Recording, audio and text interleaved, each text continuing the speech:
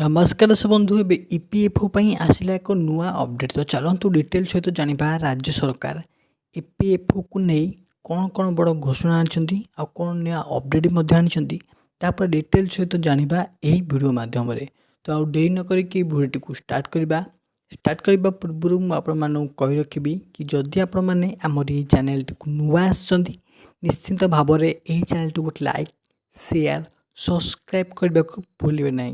तो आपण मैंने तो जानते कि राज्य में ईपीएफओ को नहीं बहुत सारा समस्या देखा जमीक कौन सी गोटे एम्प्लॉई जदि ईपीएफओ टंका उठाए ताहले ताकू लंबा प्रोसेस करने पड़ूला।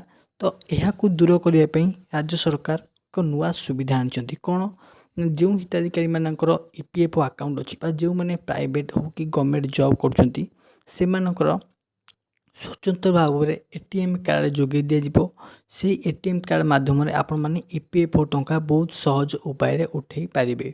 यह किपर दिज्व पूरा डिटेल से मो डिस्क्रिप्शन में देती आप चेक करेंगे। तो आज भिडियो मुझे देखा अन्य भिडियो जय जगन्नाथ।